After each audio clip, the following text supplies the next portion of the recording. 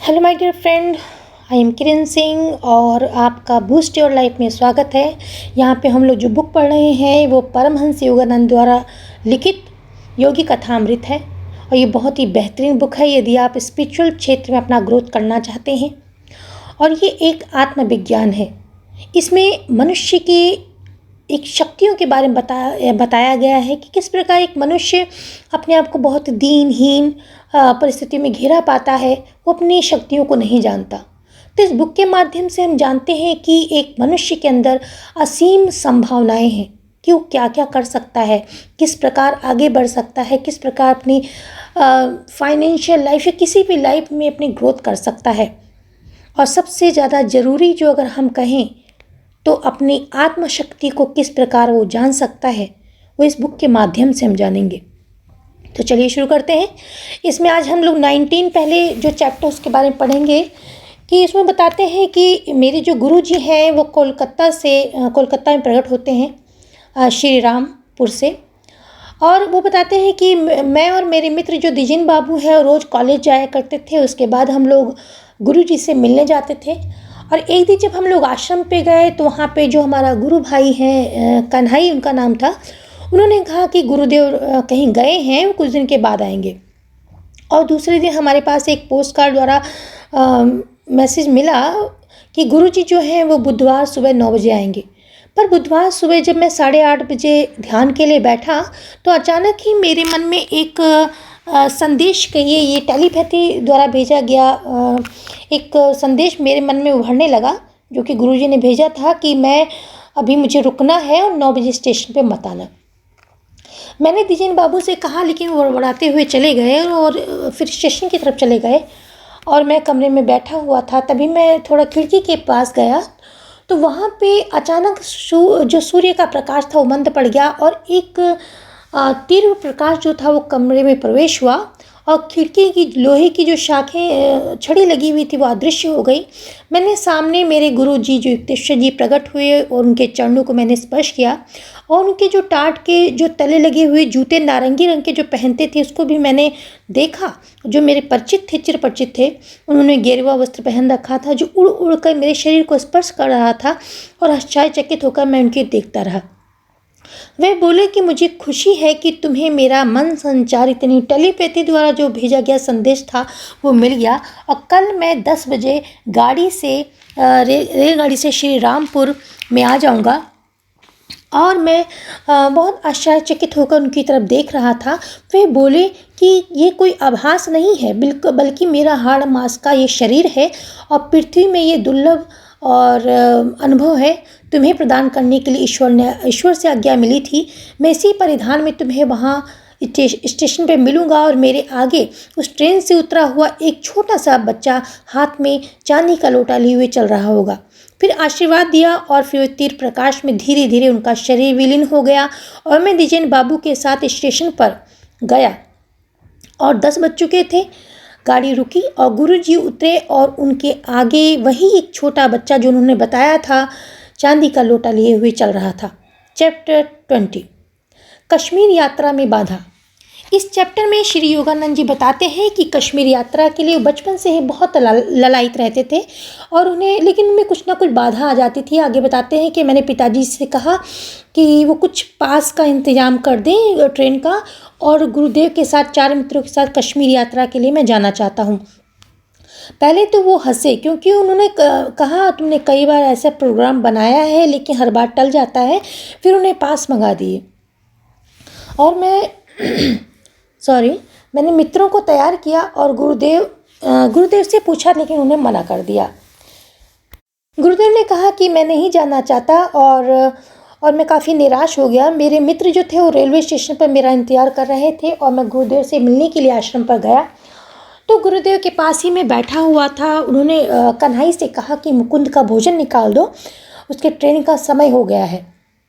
और अचानक ही मेरे पेट में अचानक ही बहुत तेज़ दर्द होने लगा और और मैं दर्द से बहुत पीड़ित हो गया और मुझे बहुत ही भय लग रहा था कि ये एशियाटिक कॉलरा का अटैक था और सब लक्षण उसके प्रकट हो गए। गुरुदेव ने मेरा सिर सहलाते हुए बोले कि इसीलिए अगर तुम स्टेशन पर होते तो सोचो क्या होता, इसीलिए मैं तुम्हें जाने से रोकना चाहता था। गुरुदेव ने कहा कि चिंता मत करो, ईश्वर की कृपा से तुम डॉक्टर के आने से पहले ही ठीक हो जाओगे। और ऐसा ही हुआ। जब मैं ठीक हुआ और मैं इस प्रकार ठीक हो गया तो गुरुदेव ने कहा कि अब हम सब कश्मीर यात्रा के लिए चलेंगे। चैप्टर 21 कश्मीर यात्रा। गुरुदेव युक्तेश्वर जी ने कहा कि अब मुकुंद ठीक हो गए हो, तब कश्मीर यात्रा के लिए हम लोग चलेंगे। और उसी दिन हमारा दल जो था उत्तर की ओर जाने लगा और गाड़ी पर सवार हम लोग हो गए और हमारा पहला जो पड़ाव था शिमला में हुआ।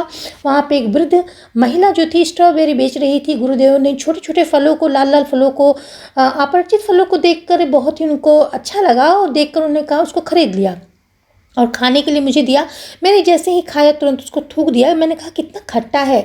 गुरुदेव ने हंसते हुए कहा कि ये भी तुमको अच्छी नहीं लग रही है, और जब कुछ दिनों के बाद जब तुम अमेरिका में जाओगे तो वहाँ पे एक रात्रि भोज में एक गृहिणी जो है वो तुमको ये जो स्ट्रॉबेरी है कुचल कर शक्कर और मलाई के साथ तुमको देगी और तुम उसको खाओगे और तुम कहोगे कि कितनी स्वादिष्ट स्ट्रॉबेरी है, और तुम्हें शिमला की ये बात जो है उस दिन याद आ जाएगी।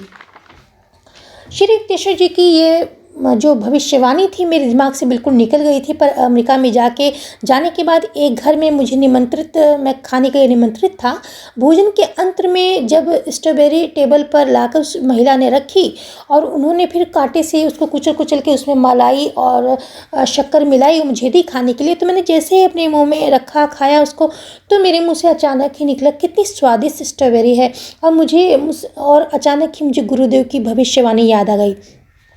कश्मीर में कुछ सप्ताह सुखपूर्व बिताने के बाद मुझे बंगाल लौटने की तैयारी करनी पड़ी, क्योंकि मेरी कॉलेज का जो नया सत्र था वो शुरू होने वाला था। गुरुदेव और मेरे मित्र वहीं पर श्रीनगर में रुक गए और मैंने वहाँ से निकलते समय गुरुदेव ने मुझे संकेत दिया कि कश्मीर में उनका शरीर जो है अस्वस्थ होने वाला है। मैंने कहा गुरुदेव आप पूर्णतः स्वस्थ लग रहे हैं। गुरुदेव ने कहा कि नहीं, मुझे लग रहा है, संभावना है कि मेरी तबीयत खराब हो जाएगी और ऐसा भी हो सकता है कि संसार से मैं उठ जाऊं।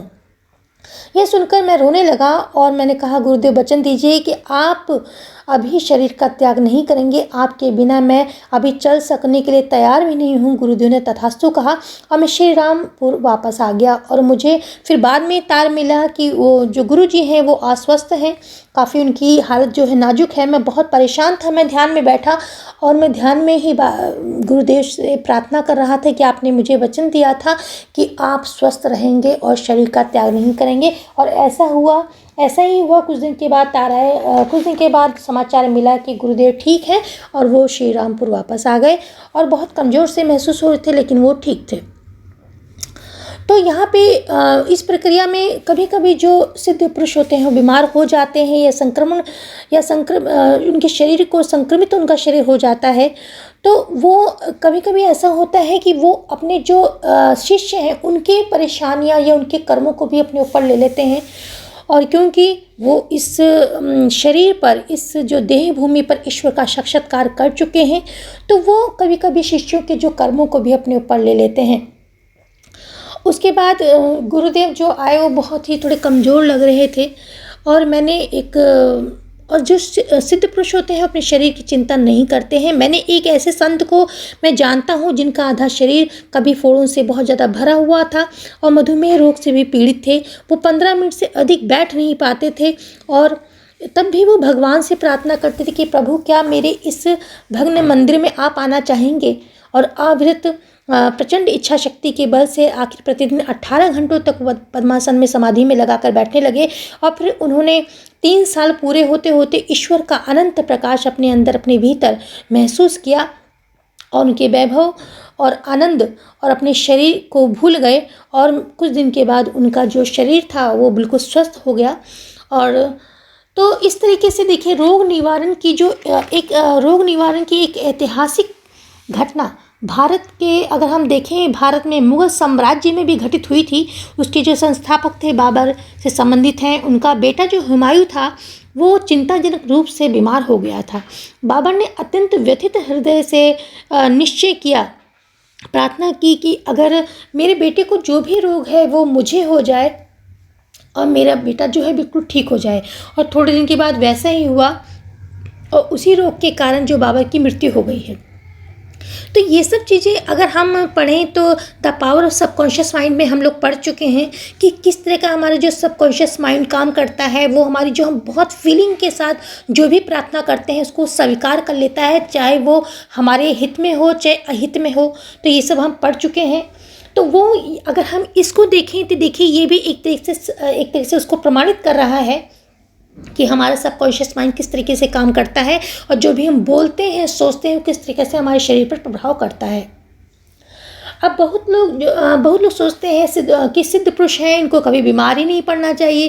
परंतु जो सिद्ध पुरुष का जो प्रमाण यही है कि उनमें अपनी इच्छा अनुसार श्वास उच्छ्वास सहित रहित सविकल्प होकर समाधि में आने की क्षमता होती है। उन्हें अखंड आनंद समाधि की अवस्था प्राप्त होती है। अतः आत्म सत्य को वो जानता है और एक संत केवल एक अस्तित्व है। तो शंकराचार्य ने बहुत अच्छा लिखा है, आदि शंकराचार्य ने बहुत अच्छा लिखा है कि जब अज्ञान के कारण दैत्य भाव में जब हम रहते हैं, यानी कि जब माया के भाव में रहते हैं, तब सब कुछ आत्मा से अलग दिखाई देता है। जब यह ज्ञान हो जाता है कि हम सब एक हैं, सब कुछ आत्मा ही है तथा हर एक कण में उस ईश्वर का वास है, आत्मा अलग नहीं है। तो जब ये सत्य का ज्ञान प्रकट होते ही शरीर के जो मिथ्या है, शरीर को मिथ्या तत्व जो है, उसके कारण जो कर्मों के फल भोगने के लिए है, वो सब नष्ट होने लगते हैं। और जैसे कि जागने के बाद स्वप्न में जो भी चीज़ें होती हैं वो सब विलीन हो जाती हैं, उसी प्रकार जब हम जागृत हो जाते हैं, सत्य को पहचान जाते हैं, तो कर्मों के बंधन से हम मुक्त होने लगते हैं। चैप्टर 22 पाषाण प्रतिमा का हृदय।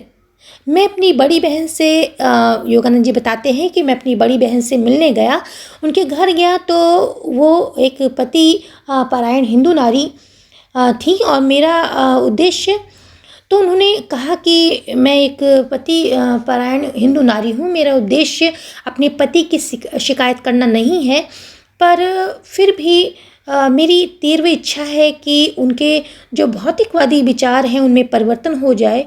और ध्यान के कमरे में हम लोग बैठे हुए थे और वो जब उन्होंने बताया कि जब वो ध्यान के कमरे में आते हैं तो संतों की तस्वीरों को देख के उनका मजाक उड़ाते हैं, उसमें आनंद लेते हैं।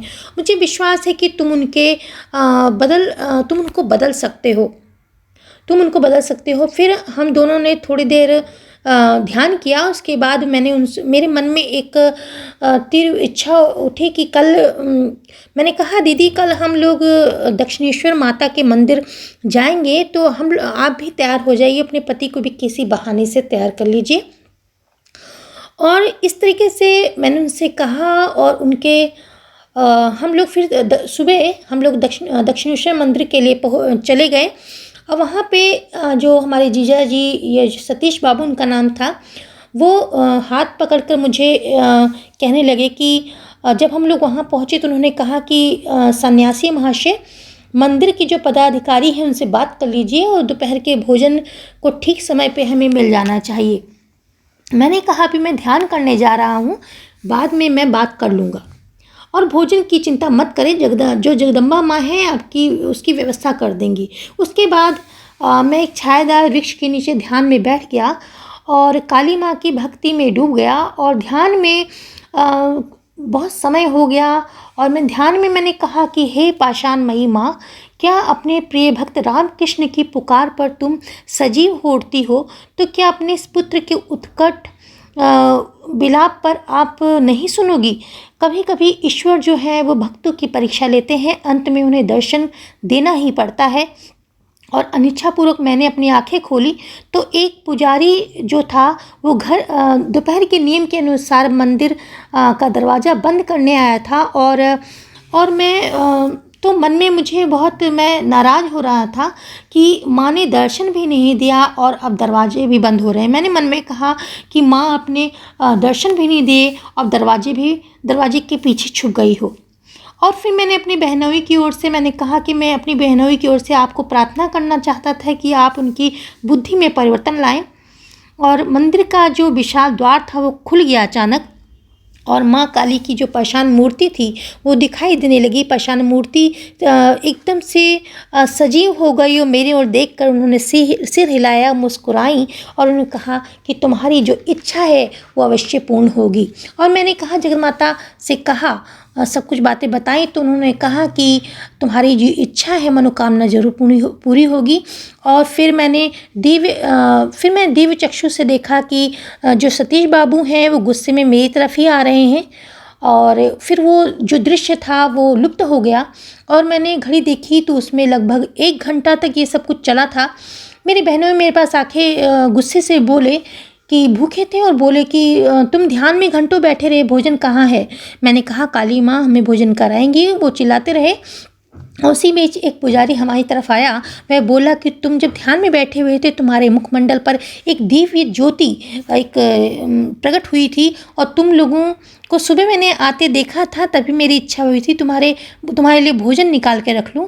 और ये नियम तो नहीं है कि जो सूचित करते हैं उन्हें भोजन दिया जाता है, पर यह नियम मैं तुम्हारे पर लागू नहीं करूँगा। और फिर हम लोगों ने उनका धन्यवाद दिया। सतीश बाबू का मन जो था वो पश्चाताप से भर गया और हम लोगों ने भोजन किया और उनका स्वभाव बदल चुका था। बाद में जब मैं रमा दीदी से मिलने गया तो वे बोली कि तुम्हारे जीजा जी बिल्कुल बदल गए हैं। एक दिन वो मेरे पास आए और काफ़ी वो रोए और उन्होंने कहा कि मैं तुमसे माफ़ी मांगता हूँ जो मैंने संतों का जो अपमान किया है।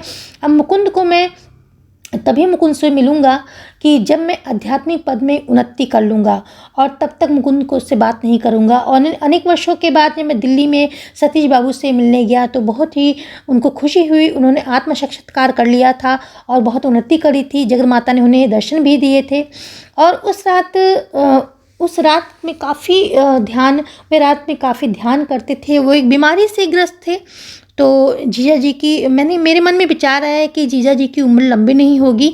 तभी रमा दीदी ने मेरे विचारों को पढ़ लिया। वो बोली कि मैं एक पति परायण स्त्री हूँ और मैं ज़्यादा दिन तक जीवित नहीं रहूँगी। मैं अपने पति से पहले ही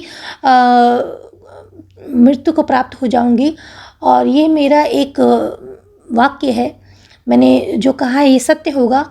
तो ये सुनकर मैं काफ़ी बहुत डर गया। और फिर उनकी जो वाणी थी, फिर 18 महीने बाद उनकी मृत्यु का समाचार मुझे मिला कि, और ये भी पता चला कि मृत्यु के दिन दीदी ने शादी का जोड़ा पहना था। और सतीश बाबू ने उनसे पूछा कि यार ये विशेष परिधान किस लिए पहना हुआ है। तो दीदी ने कहा कि पृथ्वी पर आपकी सेवा का ये मेरा अंतिम दिन है। और थोड़ी देर के बाद उन्हें दिल का दौरा पड़ा और वो ख़त्म हो गई। उनकी मृत्यु के बाद जीजा जी भी विरक्त स्वभाव के हो गए थे और पूर्णतः स्वस्थ हो चुके थे। पर एक दिन वो रमा दीदी की फ़ोटो के सामने बैठे हुए थे, कह रहे थे कि तुम मुस्कुरा रही हो, तुम सोचती हो कि तुमने बहुत अपने पहले जाने की व्यवस्था करके बहुत चालाकी की है। अब मैं भी तुम्हारे पास आ रहा हूँ। और इस कारण कुछ दिन के बाद उनकी भी मृत्यु हो गई। चैप्टर 23, विश्वविद्यालय की उपाधि के बाद संन्यास ग्रहण। विश्वविद्यालय की उपाधि प्राप्त करने के बाद मैंने गुरुदेव से कहा, गुरुदेव क्या आप मुझे स्वामी परंपरा की संन्यास दीक्षा नहीं देंगे। उन्होंने कहा कि ठीक है, कल मैं तुम्हें संन्यास की दीक्षा दूंगा। और दूसरे दिन उन्होंने संन्यास की दीक्षा दी और मैं गेरुए रंग के रेशमी वस्त्र मुझे दिए। उन्होंने कहा किसी दिन तुम पश्चिम में जाओगे, वहाँ रेशमी वस्त्रों को पसंद किया जाता है। उन्होंने मुझे कर्मकांड का उन्होंने कहा कि कर्मकांड में मुझे कोई रुचि नहीं है, अनुष्ठान संस्कार में कोई रुचि नहीं है। मैं तुम्हें उन सब के बारे में कोई नई चीज़ें दूंगा। और कुछ विधि के बाद एक नव दीक्षित सन्यासी को एक वाक्य तत्त्वमसि और अहम ब्रह्मास्मि ये शब्द उन्होंने बताए और सादगी पसंद थे। गुरुदेव ने मुझे एक नाम चुनने के लिए कहा और मुस्कुराते हुए मुझे कहा कि तो मैंने नाम चुना योगानंद और इसका अर्थ है कि ईश्वर के साथ मिलन यानी कि आनंद। उन्होंने तथास्तु कहा और उनके मुख से अपना नाम सुनकर मुझे बहुत ही खुशी हुई। और इस प्रकार जो मुकुंद बालक था वो योगानंद बन गया और उन्होंने प्रेम पूर्वक जो उनका इतना दिन तक जो प्रेम पूर्वक उन्होंने प्रयास किया था वो आज सफल हुआ। चैप्टर 25 भाई अनंत और एक बहन जो नलिनी थी उसके बारे में चैप्टर है। परमहंस योगानंद जी कहते हैं कि एक दिन सुबह गहन ध्यान में मैं बैठा हुआ था, मेरी अंतर चेतना से ये शब्द उभर कर आए कि अनंत दा जो हैं, जो मेरे बड़े भाई हैं, वो अधिक दिन तक जीवित नहीं रहेंगे और इस जन्म के लिए उनके कर्मों का भोग पूरा हो चुका है। और उस समय मैं अपने बड़े भाई के बारे में ऐसा जान के मुझे बहुत ही दुख हुआ और मैं ये सब, वो अचानक बीमार हो गए, मैं ये सब अपनी आंखों के सामने देखना नहीं चाहता था, इसीलिए मैं भारत से बाहर चला गया। इसीलिए मैं थोड़े दिनों के लिए जहाज़ से भारत से बाहर चला गया और कुछ दिन वहाँ रहा और भारत वापस जब मैं आया तो वहाँ पे संघाई के पास मैं रुका। जहाज़ के एक चिकित्सक जो डॉक्टर थे, मिश्र उनका नाम था, तो उन्हें मुझे एक कलाकार वहाँ पे जब जहाज़ रुका तो एक कलात्मक वस्तुओं की दुकान पर मुझे ले गए। वहाँ पे मैंने गुरुदेव और सभी लोगों के लिए बहुत सारी उपहार खरीदे और जब मैं अनंत दा के लिए एक बाँस की सुंदर वस्तु ली तो पर वह तुरंत जो वस्तु थी मेरे हाथ से छूटकर नीचे गिर गई।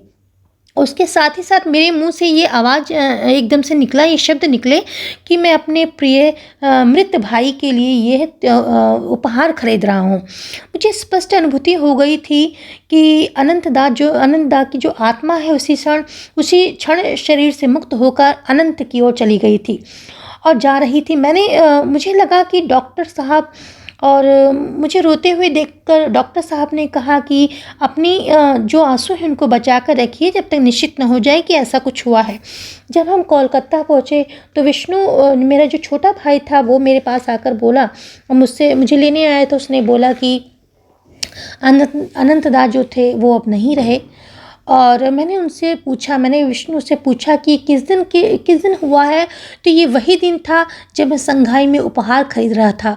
डॉक्टर साहब ये सब देख के कहने लगे कि इसको अपने तक ही रखिए, अर्थात टेलीपैथी और चिकित्सा विज्ञान के कोर्स जो हैं 1-2 साल मतलब पहले ही चिकित्सा विज्ञान का जो कोर्स वो इतना ज़्यादा वास्ट है और टेलीपैथी और इन सब चीज़ों को अगर जोड़ दिया जाएगा तो बहुत ज़्यादा हो जाएगा।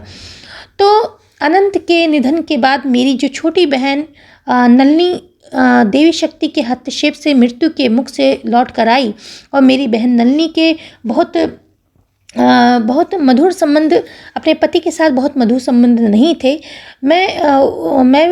मेरे साथ भी उसके बहुत मधुर संबंध नहीं थे। जब मैं छोटा था तो मेरे से बिल्कुल भी नहीं बनती थी। मैं भी दुबला पतला था, वो भी दुबली पतली थी, लेकिन मैं उसे प्राय चढ़ाया करता था कि तुम बहुत दुबली हो, ये है वो, बहुत ज़्यादा। तो वो मुझसे बहुत चिढ़ती थी। तो स्कूल की पढ़ाई के बाद उसकी शादी हो गई। डॉक्टर पंचानन बॉस से उसके शादी हुई। बहुत अच्छे स्वभाव के थे और उन्होंने उसकी बहुत मतलब उसका ख्याल रखा और बहुत ही कोशिश की कि वो थोड़ी स्वस्थ हो जाए, मोटी हो जाए, लेकिन वो वैसी की वैसी ही रही। एक बार मैं उनसे मिलने गया तो वो बोली कि दादा, मैं भी आपकी तरह ही बनना चाहती हूँ, जैसे आप हष्ट पुष्ट हैं और इससे भी ज़्यादा आपने जो आध्यात्मिक उन्नति की है वैसे मैं भी करना चाहती हूँ। तो उन्होंने कहा कि तुम्हें मांस और हर चीज़ छोड़नी होगी, तो 3-4 महीने नियमों का पालन करना होगा। तो उसने वैसा ही किया और 3-4 महीनों के बाद मैं गया तो फिर मैंने इसके बाद मैं उसका तुम्हारा वज़न, उन्होंने कहा कि कुछ दिन के बाद, जब 3-4 महीने के बाद मैं गया तो उसका वज़न ठीक हो गया था, वो हष्ट पुष्ट हो गई थी। लेकिन कुछ दिन के बाद फिर उसको टाइफाइड रोग हो गया और जब रोग हो गया तो मैं उस समय वहाँ पे नहीं था और उस रोग के कारण जो था उसके जो पैर थे वो काम नहीं करते थे। और फिर मैंने अपने गुरु युक्तेश्वर जी से इसके लिए कहा तो गुरुदेव ने कहा कि अपनी बहन को ये जो एक उन्होंने एक वो दिया, एक रत्न दिया और यूँ कहा कि ये पहना दो और वो ठीक हो जाएगी। तो इस तरीके से गुरुदेव ने जो था, पहले तो गुरुदेव ने उनके बताया कि गुरुदेव मुस्कुराए और बोले कि ये जो है ये एक ज्योतिष विद्या की तरह पंचांग और घड़ियों का जो प्रमाण है उसके द्वारा मैं तुम्हें बता रहा हूँ कि प्रत्येक मनुष्य जो, अगर मैंने उसको देखा भी नहीं है, लेकिन प्रत्येक मनुष्य विधाता या विराट पुरुष का ही हिस्सा है। और उसका जैसे जो स्थूल शरीर होता है वैसे ही एक सूक्ष्म शरीर भी होता है, जिसको हमको एस्ट्रल बॉडी भी कहते हैं। तो मानवीय नेत्र केवल स्थूल शरीर को देख सकते हैं, लेकिन जो अंत्यचक्षु जो है हमारा थर्ड आई जिसको कहते हैं, वो बहुत गहराई में विश्व रूप को भी देख सकता है। फिर गुरुदेव, प्रत्येक मनुष्य एक अविभाज्य और स्वतंत्र अंग है। और फिर गुरुदेव ने एक मोती मुझे दिया और मैंने उसको बहन को अपने दिया, जिससे कि वो पूर्णतः स्वस्थ हो गई। चैप्टर 26 क्रिया योग। क्रिया योग के जो इस चैप्टर में बहुत ज़्यादा जिस पे जोर दिया गया है इस बुक में, उसके बारे में हम लोग पढ़ते हैं। क्रिया योग जो है वो आधुनिक भारत में प्रचार प्रसार जो किया था वो लाहिड़ी महाशय के द्वारा हुआ था। क्रिया योग एक प्राचीन विज्ञान है, और लाहिड़ी महाशय को ये उनके गुरु महाअवतार बाबा जी के माध्यम से प्राप्त हुआ था। और वही क्रिया योग है जो श्री कृष्ण ने अर्जुन को दिया था, और पतंजलि और Isa Masih, Saint John, Saint Paul और ईसा मसीह ने अपने शिष्यों को दिया था। श्री युक्तेश्वर जी कहते हैं क्रिया योग ऐसा साधन है जिसके द्वारा मानवीय कर्म जो विकास की गति बढ़ाई जा सकती है। प्राचीन योगियों ने यह पता लगा लिया था कि ब्रह्म चैतन्य का रहस्य जो है वो श्वास के साथ घनिष्ठता के साथ जुड़ा हुआ है, उसे हम मेडिटेशन कहते हैं। और मनुष्य की श्वास गति उसकी चेतना की भिन्न भिन्न अवस्थाओं के बीच गणितीय निश्चितता के साथ स्थित संबंधों के अनेकानेक उदाहरण दिए जा सकते हैं। किसी व्यक्ति का चित्त पूरी तरह से मग्न हो, तो अगर किसी व्यक्ति का जो चित्त है किसी काम में पूरी तरह से मग्न है, चाहे वो बौद्धिक कार्य है, जैसे खेल है, कुछ भी है, तो उसकी श्वास की गति जो है बहुत धीरे चलने लगती है। चित्त की जो मग्नता है वो श्वास की धीमी गति पर निर्भर करती है। और जब हम देखते हैं, जब हम भय में रहते हैं, क्रोध में रहते हैं, ये सब जो हानिकारक भाव वेग हैं, इसमें श्वास की गति बहुत ज़्यादा तेज होती है। असामान्य रूप से हमारा जो धड़कन भी बहुत तेज होती है। तो मनुष्य जो है, इसी तरह हम कहते हैं कि जो ये भावावेग है, जो भय है, क्रोध है, किस तरीके से हमारे जो श्वास को बहुत तेज कर देते हैं, हमको स्ट्रेस में ला देते हैं और हम बीमार पड़ जाते हैं। और जब हमारा चित्त शांत रहता है, तब हम एक तरीके से अल्फा अवस्था में रहते हैं और हमारा जो मन शांत रहता है, तो हम एक तरीके से जो हमारा इम्यूनिटी सिस्टम है वो मजबूत होता रहता है। तो इसलिए इसमें कहा गया है कि जो भाव वेग, जब हमारे भय, क्रोध आदि हानिकारक भाव वेगों की अवस्थाओं में श्वास गति अनिवार्य रूप से तेज हो जाती है और असामान्य गति से चलती है। मनुष्य जो है वो 1 मिनट में 18 या 19 बार श्वास लेता है। अगर हम बंदर को देखें तो बहुत ही ज़्यादा दीर्घ, अगर देखें, हम एक कछुए को देखते हैं तो वो समुद्री कछुआ जो है वो 300 सालों तो जीवित रहता है, वो 1 मिनट में केवल 4 बार ही सांस लेता है। तो ये तो इस तरीके से श्वास जो है किस प्रकार से मनुष्य की उन्नति से जुड़ा हुआ है। और मनुष्य का जो उसका निद्रा में हम देखते हैं, जो निद्रा जो होते हैं, नींद जब लेते हैं तब हम नई स्फूर्ति, नव स्फूर्ति, ऊर्जा हमें प्राप्त होती है। हमारा शरीर जो रिलैक्स होता है और पूरा एक तरीके से ऊर्जा की प्राप्ति जो है वो नींद में होती है, हम पूरी तरह से चार्ज हो जाते हैं। उसका कारण है कि निद्रा के दौरान मनुष्य का शरीर एक श्वास के प्रति सचेत होना, निद्राधीन मनुष्य जो है एक तरीके से योगी हो जाता है। उसमें जो मनुष्य का शरीर जो है वो श्वास के प्रति सचेत इतना नहीं होता, धीमी गति, मतलब वो रिलैक्स में होता है। और जो सबकॉन्शियस माइंड है वो उसके हिसाब से सारे कार्य होते रहते हैं, श्वास भी चलता रहता है, सारे कार्य होते रहते, लेकिन जो शरीर है वो रिचार्ज हो जाता है, यानी कि वो रिलैक्स हो जाता है। तो इसीलिए नींद की कितनी आवश्यकता बताई गई है। और जब हम देखते हैं, जब हम ध्यान करते हैं, मेडिटेशन करते हैं, वही ऊर्जा हमको मेडिटेशन के द्वारा प्राप्त होती है, जिससे हमारा मन रिलैक्स होता है, हमारा शरीर रिलैक्स होता है।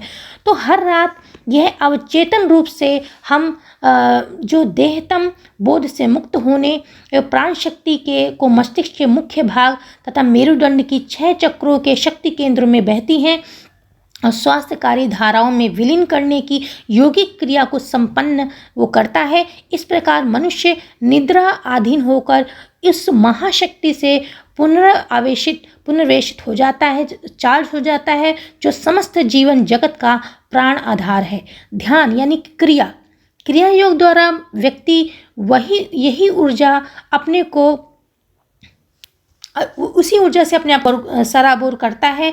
जो लोग केवल प्रकृति और उसकी देवी योजना के साथ अपना जीवन व्यतीत करते हैं, उचित आहार लेते हैं, सूर्य प्रकाश तथा सामंजस्यपूर्ण विचारों के साथ रहते हैं, तो वो 10 लाख वर्षों के आत्मज्ञान प्राप्त कर लेने का जो समय है, उनकी मस्तिष्क रचना में किंचित सा परिष्कार ला पाने में वो अपना ध्यान दे पाते हैं। सामान्य स्वास्थ्य शरीर की तरह 12 वर्षों की अवधि लग जाती है उनको, लेकिन इस हिसाब से यदि हम अपेक्षा करें 10 लाख वर्षों की अवधि में मस्तिष्क रूपी जो भवन है, इतनी शुद्धि हो जाती है। अगर हम साधारण रूप से चलता है एक मनुष्य, तो 10 लाख वर्षों की अवधि में मस्तिष्क रूपी भवन की इतनी शुद्धि हो जाएगी कि उसमें ब्रह्म चैतन्य प्रकट हो जाएंगे। परंतु जो क्रिया योगी है, जो मेडिटेशन करता है, उसमें आध्यात्मिक विज्ञान को प्रयुक्त कर प्रकृति के नियमों के इतने लंबे समय को वो सावधानी पूर्वक पालन करने की आवश्यकता से वे अपने आप को मुक्त कर देता है और आत्मा को शरीर से बांध कर रखने वाली श्वास रूपी डोरी को खोलकर क्रिया जो है वो दीर्घायु प्रदान करती है तथा चेतना का विस्तार होता है। और यौगिक प्रवृत्ति द्वारा, इस यौगिक पद्धति द्वारा मन और जो है आपका मन और उसमें लिप्त जो भोग में मन जो है, भोग में जो लिप्त इंद्रियों के बीच में जो चल रही खींचातानी है, उसको समाप्त हो जाती है और साधक को अपने अनंत साम्राज्य यानी कि ईश्वर का साम्राज्य का पूर्ण अधिकार करने के लिए मुक्त कर देती है। तब साधक जान जाता है कि उसकी आत्मा जो है वो शरीर नहीं है। ध्यान या क्रिया योग द्वारा वह अपने शरीर एवं मन का स्वामी बनकर क्रिया योग से अंतिम शत्रु मृत्यु पर भी विजय प्राप्त कर लेता है। इसलिए भगवत गीता में कहा गया है कि योगी जो है वो शारीरिक तप करने वाले तपस्वियों में श्रेष्ठ है, ज्ञान योगियों में भी वो श्रेष्ठ है और कर्म योगियों में भी श्रेष्ठ है। इसीलिए श्री कृष्ण अर्जुन से कहते हैं कि हे अर्जुन, योगी बनो। चैप्टर पहले की स्थापना। एक बार गुरुदेव ने कहा कि तुम एक तरीके से जो संरूप से कार्य करो और बहुत सारे, जैसे एक तरीके से कोई कार्य है, धार्मिक कार्य है, उसको फैलाने के लिए जो सेंटर्स होते हैं उस तरीके से बनाओ। तो मैंने कहा गुरुदेव, जो संगठन है वो बर्रों के छत्ते के मात्र हैं, वे ऐसा कार्य है जिससे कि गुरुदेव जब आदमी इसमें अच्छा काम करे चाहे तो, लेकिन दोष ही इसमें मिलता है। तब गुरुदेव ने कहा कि क्या ये जो दिव्य मलाई है, ये ईश्वर का ज्ञान है, तुम अकेले ही खा जाना चाहते हो? यदि उदार हृदय के जो गुरु थे अपना ज्ञान सब लोगों को नहीं बांटते तो कोई भी ईश्वर तक पहुंच नहीं पाता। तो उनके उपदेशों को उन्होंने जब ऐसा कहा तो मेरे पर गहरा प्रभाव पड़ा और मैंने संकल्प किया कि समस्त मानव जाति की मैं यथाशक्ति मुक्तिदायक सत्यों को वितरित करूँगा और जो गुरुओं का जो ज्ञान है मैं सब तक पहुँचाऊँगा। और फिर मैंने रांची में एक कासिम बाज़ार पैलेस की पास मैंने योगदा सत्संग ब्रह्मचार्य विद्यालय की स्थापना की। योगदा सत्संग ब्रह्मचार्य विद्यालय की स्थापना की और शिक्षा के साथ छात्र क्रिया योग का अभ्यास करते थे। और हमें वहाँ पे 20 एकड़ की ज़मीन दी गई थी। वहाँ पे छात्रगण और शिक्षक प्रतिदिन बाग बगीचे का काम भी करते थे और अपनी शिक्षा भी लेते थे। हमने कुछ पालतू पशुओं को भी पाला हुआ था, जिसमें से एक हिरण शावक जो था उसे मुझसे गहरा लगाव मुझे था और उसे मैं कमरे में ही अपने सोने देता था। एक दिन मुझसे किसी काम से मुझे रांची जाना था तो मैंने बच्चों से कहा, मैंने उसे दूध पिला दिया और बच्चों से कहा कि बच्चों अब इसको दूध मत देना क्योंकि ये दूध पी चुका है। और बच्चों ने सुना, लेकिन एक बच्चे ने उस नियम का उल्लंघन किया, उसको ज़्यादा दूध पिला दिया। और उस शाम को जब मैं लौट कर आया तो दुखद समाचार मिला कि उसकी बहुत ज़्यादा तबीयत ख़राब है और बिल्कुल जैसे लग रहा है कि मृत्यु उसकी होने वाली है। और मैंने ईश्वर से प्रार्थनाएं मैं करने लगा, कई घंटे मैं प्रार्थनाएं करता रहा। उसके बाद उस नन्हे बच्चे ने, शावक ने आंखें खोली और वो तो पूरा विद्यालय जो था वो खुशी से झूम उठा। और उस रात मुझे गहरी शिक्षा मिली। जब मैं ध्यान में था तो स्वप्न में मुझे ध्यान में मुझे पता चला कि वो हिरण मेरे पास आया है और वो मुझे कह रहा है कि आपने मुझे क्यों रोक रखा है, क्यों मुझे रोक के रखा हुआ है, कृपया मुझे जाने दीजिए। मैंने कहा ठीक है। और तुरंत मैं फिर जब एकदम से ध्यान से उठा तो मैं चीखा। मैंने कहा बच्चों देखो, वो हिरन का बच्चा जा रहा है। और सब बच्चे उसके पास दौड़ के गए और वो हिरन जो था वो मेरे पैरों के पास तो आया और उसकी मृत्यु हो गई। तो पशुओं की नियति का संचालन और नियमन करने वाले सामूहिक कार्यों के अनुसार उस हिरन का जीवन काल जो था समाप्त हो गया था, पर मैंने ही उसे रोक कर रखा हुआ था। यह उच्चतर योनि में जाने के लिए तैयार हो गया था, परंतु मैंने अपनी तीव्र प्रार्थनाओं से इसे रोक कर रखा हुआ था और जिससे मुक्त होने के लिए उसकी आत्मा तड़प रही थी। तो इस आत्मा ने मेरे स्वप्न में आकर, मेरे ध्यान में आकर मुझसे अनुरोध किया, और मुझसे एक तरीके से अनुमति मांगी। और मैंने जब अनुमति दी तो वो चला गया। चैप्टर 28, काशी का पुनर्जन्म और उसका पता लगना। परमहंस योगानंद जी बताते हैं कि एक बार वह रांची के विद्यालय में अपने शिष्यों के साथ बैठे हुए थे। सभी छात्र उनसे अपने प्रश्न पूछ रहे थे। एक छात्र जिसका नाम काशी था उनसे पूछने लगा कि गुरुदेव, मेरे भाग्य में क्या लिखा है। अचानक परमहंस जी के मुंह से निकला कि शीघ्र ही तुम्हारी मृत्यु हो जाएगी। और इस बात को सुनने से सभी को बहुत धक्का लगा। बाद में मैंने भी सोचा कि कैसे बाल सुलभ मेरे मुंह से ये बात अचानक ऐसी बात निकल गई। वो बच्चा काशी जो था मेरे पास आया और उसने मुझसे कहा कि गुरुदेव, क्या नया जन्म होने के बाद क्या आप मुझे ढूंढकर मेरा आध्यात्मिक मार्गदर्शन करेंगे। पहले तो मैंने बहुत ही इनकार किया और फिर बाद में उसके आग्रह करने पर मैंने कहा ठीक है, यदि ईश्वर मुझे रास्ता दिखाएंगे तो मैं ज़रूर करूँगा। कुछ दिनों के बाद काशी की मृत्यु हो गई और काशी के लिए मेरा प्रेम जो था और जो मैंने वचन दिया था वो रात दिन मुझे सताने लगा और मुझे काशी ही का चेहरा सब तरफ दिखता था। मुझे लगा कि भगवान ने मुझे जो बुद्धि दी है उसका उपयोग करके मैं उसका सूक्ष्म नियमों का पता लगाने के लिए अपनी सारी शक्तियों को दांव पे लगा देना चाहिए मुझे, और जिसके द्वारा मैं काशी को सूक्ष्म लोकों में ढूंढ सकूं। यह तो मेरी समझ में आ गया था कि अतृप्त इच्छाओं के स्पंदनों से जो धड़कती एक जो आत्मा थी वह सूक्ष्म लोकों में करोड़ों प्रकाशवान आत्माओं के बीच में कहीं तैरता प्रकाश का एक गोला होगा। इतनी आत्माओं के स्पंदन से युक्त प्रकाश गोलों को मैं उसके साथ कैसे मैं संपर्क करूं, ये समझ नहीं आ रहा था। फिर एक गुण यौगिक पद्धति का उपयोग करके मैंने भूमध्य में स्थित अपने आध्यात्मिक नेत्र के माइक्रोफोन के द्वारा काशी की आत्मा को अपना प्रेम प्रेषित किया और मेरे अंतर में ऐसी प्रेरणा मुझे मिल रही थी कि काशी जल्दी ही पृथ्वी पर वापस आ जाएगा। और हमें विश्वास था कि काशी द्वारा भेजा गया संदेश मुझे अपनी उंगलियों में, हाथों में, मेरुदंड में अवश्य महसूस होगा। और कोलकाता में जब मैं अपने शिष्यों के साथ पैदल जा रहा था उस दिन पहले बार मुझे ऐसा लगा कि जो प्रत्युत्तर मुझे मिल रहा है और अपनी उंगलियों और हथेलियों में मैंने विद्युत संवेगों को उतरते हुए देखा, अनुभव किया और मैं बहुत पुलकित हो गया। मुझे ऐसा लगा काशी का जो जवाब मेरे पास आ रहा है। और मैंने काशी जैसे जैसे हम चलते जा रहे थे काशी का वो जो स्पंदन था वो मेरे पास आ रहा था। हम एक गली की तरफ मुड़े जो सर्पटाइन नाम था, लेन की तरफ मुड़े। उस गली के द्वारा हम एक घर के सामने जाकर मैं जब खड़ा हुआ तो वहाँ पे बिल्कुल स्थिर हो गया। मुझे विश्वास हो गया काशी जो है आत्मा उसकी जो है इसी घर में जन्म लेने वाली है। मैंने दरवाज़ा खुलवाया तो एक गृह स्वामी बाहर निकल के आए। उन्होंने मुझसे पूछा कृपया आप बताइए तो मैंने उनसे कहा कि कृपया आप बताइए कि आप और आपकी धर्मपत्नी पिछले 6 महीने से बच्चे की प्रत्याशा में हैं। तो उन्होंने पूछा और उन्होंने कहा कि आपको कैसे पता। तो मैंने काशी के बारे में सब कुछ बताया और कहा कि मैं तुम्हारा जो पुत्र होगा वो गौर वर्ण का और घुंघराले बालों वाला होगा। और ऐसा ही हुआ। उन्होंने उसका नाम भी बाद में काशी ही रखा और फिर बड़े होने पर उसे हिमालय के सदगुरु के पास मैंने जाने का सुझाव दिया। चैप्टर 30 चमत्कारों का नियम। महान उपन्यासकार लियो टॉलस्टॉय एक रोचक घटना के बारे में बताते हैं कि 3 वैरागी थे।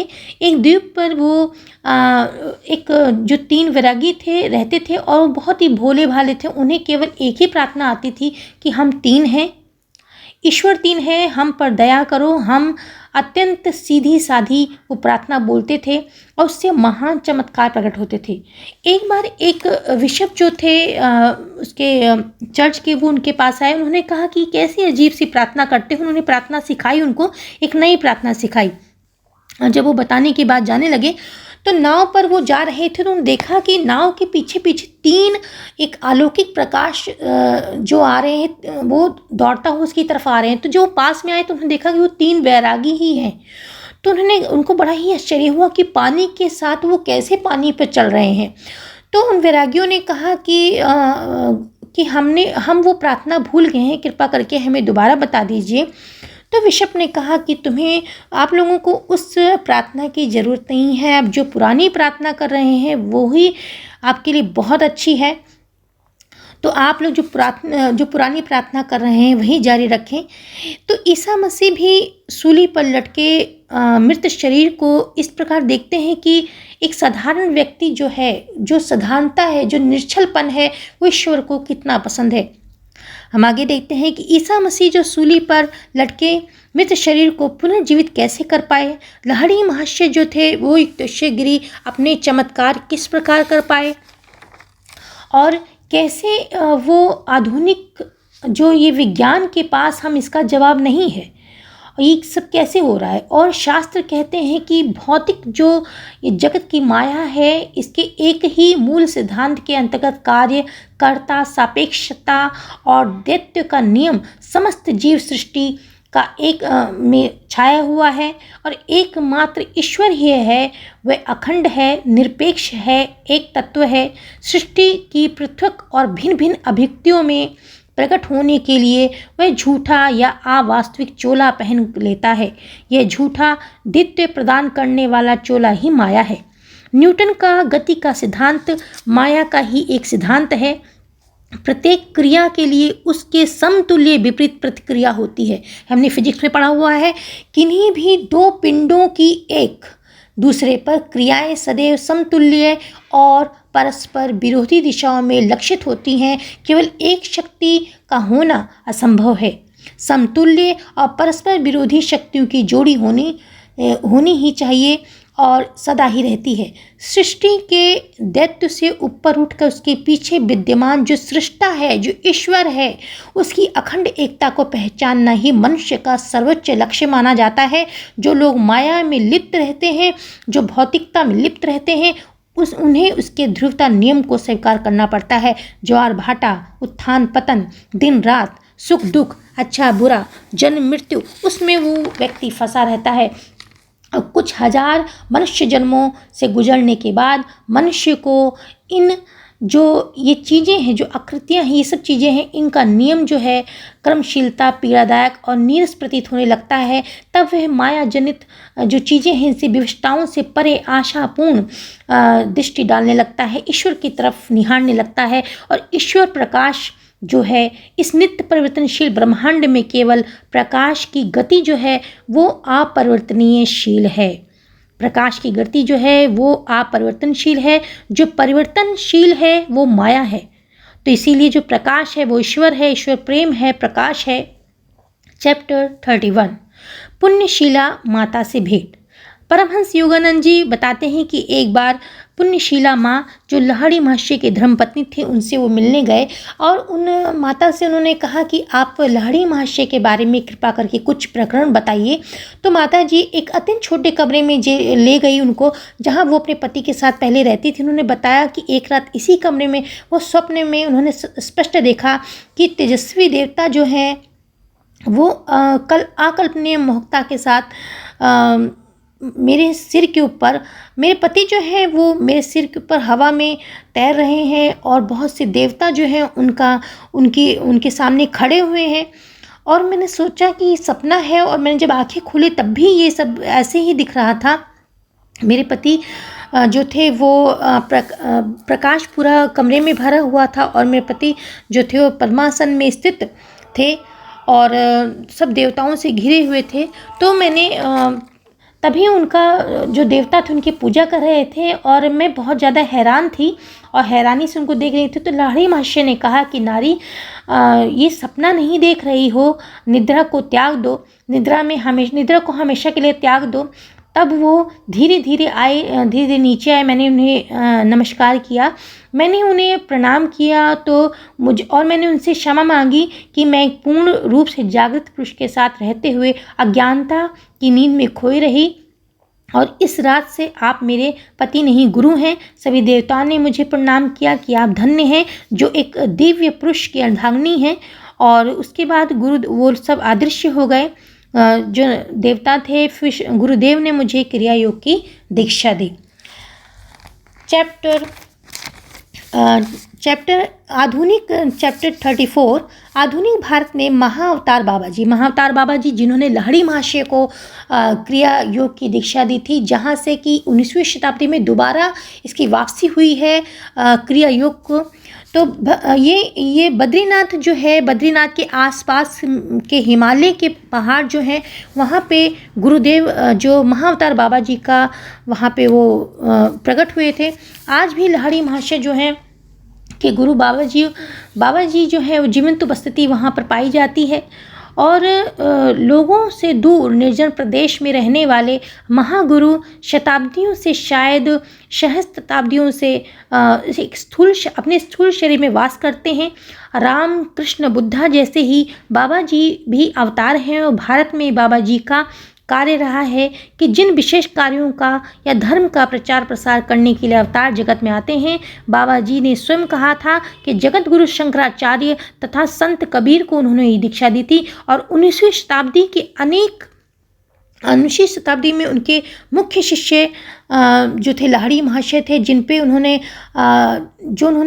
ये जो क्रिया योग लुप्त हो गया था उन्होंने उनको दिया था और फिर से क्रिया योग का पुनरुद्धार किया था। बाबा के परिवार का जन्म स्थान के बारे में किसी को भी कुछ भी जानकारी नहीं है। साधारणतया वो हिंदी में बोलते हैं, लेकिन वो किसी भी भाषा का इस्तेमाल कर सकते हैं। और जो लाहिड़ी महाशय के बहुत से शिष्य उन्हें महायोगी शिव बाबा भी कहते हैं। और अमर बाबा जी हैं, इनके शरीर में आयु का कोई भी लक्षण नहीं है, वो दृष्टिगोचर नहीं हो तो वो अधिक से अधिक 25 वर्ष के युवक दिखते हैं। बाबा जी और लाहिड़ी महाशय का जो अगर हम चेहरा देखें तो बिल्कुल मिलता जुलता है। बाबा जी और उनके शिष्य थोड़े ही दिन एक जगह पर निवास करते हैं, फिर बाबा जी कहते हैं अपने शिष्यों से कि अपना डेरा डंडा उठाओ, और वहाँ पे कभी कभी वो पैदल जाते हैं जो कि दिखता है। बाद में वो कभी कभी अदृश्य होकर भी वो लोग एक स्थान से दूसरे स्थान पर चले जाते हैं। अवतारी पुरुष जो है वह सर्वव्यापी ब्रह्म चैतन्य में निवास करता है, उसके लिए देश और कोई भी काल जो है वो अस्तित्व में नहीं होता है। इसीलिए बाबा जी ने अपने स्थूल शरीर में जो शताब्दी दर शताब्दी से बनाए रखा, उसका केवल एक ही कारण है, मानव जाति को उसकी अपनी संभावनाओं का ठोस उदाहरण प्रस्तुत करने की इच्छा। उन्होंने कहा यदि मनुष्य पर रक्त मांस के शरीर में ईश्वर तत्व दिखाने की कृपा कभी न की जाए तो वो हमेशा ही माया में इसी भारी भ्रम में रहेगा और वह अपनी मरण जो अधीनता है उस पर विजय प्राप्त नहीं कर पाएगा। अतः बाबा जी ने गुप्त रूप से भी अध्यात्म के प्रचार प्रसार के लिए बहुत कार्य किए हैं और हमेशा ही अभी भी वो कहा जाता है कि बाबा जी जीवित हैं। आगे जो चैप्टर है 35, हिमालय में महल का सृजन। बाबा जी के साथ लाहिड़ी महाशय का प्रथम जो भेंट हुई थी वो बहुत ही रोमांचक कहानी है। लाहिड़ी महाशय मिलिट्री इंजीनियर में विभाग में एक छोटे से एक पद पर, अकाउंटेंट के पद पर वो थे और उनका जो तबादला एक बार रानीखेत में कर दिया गया था। रानीखेत में पहुंचने के बाद लाहिड़ी महाशय जो थे वो पहाड़ों में एक बार घूमने गए और वो उन्होंने सुना था कि यहाँ पे बहुत से संत निवास करते, तो उनके दर्शनों के लिए वो चाहते थे कि उनको भी दर्शन हो। जब वो घूम रहे थे तो उन्हें कई बार लाड़ी लाड़ी की आवाज़ आई कि कोई उन्हें पुकार रहा है। उन्होंने इधर उधर देखा, फिर उन्हें एक चट्टान पर एक युवक दिखा, और जब वो युवक के पास आए तो उन्होंने कहा, वो उसको एक गुफा के पास ले गए और गुफा के अंदर ले गए। उन्होंने कमंडल और एक ऊनी कंबल का आसन था, उसकी तरफ बाबा जी ने इशारा किया कि लाड़ी, क्या तुम्हें ये सब याद है कि पिछले जन्मों में तुम मेरे साथ यहीं तपस्या करते थे? तो लाड़ी महाशय ने कहा, मुझे कुछ ऐसा याद नहीं है। तो गुरुदेव ने उनके सर पे हाथ रखा, स्पर्श किया, जिससे कि उनकी पुरानी जो स्मृतियाँ थी पिछले जन्म की, सब कुछ याद आ गई। और फिर उन्होंने जो तपस्या की थी उन्होंने, वो सब उनको याद आ गया। फिर गुरुदेव ने कहा कि लाड़ी, अब तुम्हारी शुद्धि पहले आवश्यक है, और इसलिए उन्होंने कहा कि जो कटोरे में वो तेल रखा है उसको पी लो, जाकर नदी के किनारे लेट जाओ। लाड़ी महाशय नदी के किनारे जाकर लेट गए। वहाँ हिमालय की बर्फीली हवाएं चल रही थी और नदी की लहरें भी उनको भिगो रही थी। फिर बहुत देर तक लाड़ी महाशय वहीं लेटे रहे। फिर वहाँ पर उनके शरीर में काफ़ी गर्मी सी उष्मा महसूस हो रही थी, और तभी फिर एक बाबा जी के शिष्य उनके पास आए। उन्होंने कहा कि गुरुदेव, बाबा जी आपको बुला रहे हैं। और फिर उस व्यक्ति के पीछे पीछे लाड़ी महाशय चल दिए, और वहाँ पर उन्होंने सोने का एक महल देखा। लाड़ी महाशय ने पूछा कि ये शिष्य कि क्या सूर्य निकल आया है, क्या ये किस प्रकार का वो रहस्य है? तो शिष्य ने कहा कि गत जन्मों में, पिछले जन्मों में तुमने महल के सौंदर्य का आनंद लेने की इच्छा प्रकट की थी, इसलिए गुरुदेव ने आज तुम्हारी ये इच्छा पूरी करने के लिए ये सोने का महल प्रकट किया है। तुम्हें अपने कर्मों के आखिरी बंधन से मुक्त कर रहे हैं, और इसी महल में तुम्हें क्रिया योग की दीक्षा दी जाएगी। और फिर उस व्यक्ति के साथ में चल दिया, और उस महल की कलाकृतियाँ बहुत ही सुंदर थीं, और उसमें मैं आनंद ले रहा था। और फिर महाअवतार बाबा जी जो थे, उन्होंने क्रिया योग की दीक्षा दी, और सुबह हुई। जब सुबह हुई तो वैसे ही सब कुछ था, जैसे पहाड़ी इलाका, वही पत्थर जैसी ज़मीन, महल अदृश्य हो गया था। बाबा जी ने लाड़ी महाशय से कहा कि जो लोग अपना सब कुछ त्याग कर ईश्वर के साम्राज्य में जाना चाहते हैं, ईश्वर को पाना चाहते हैं, अपने आप को जानना चाहते हैं, उन्हें ही क्रिया योग की दीक्षा दो। तो माय डियर फ्रेंड, ये जो चैप्टर्स थे यहाँ पे पूरे हो गए हैं। आगे का जो पार्ट है हम अगले पार्ट में करेंगे, आगे का भाग। So thanks for watching.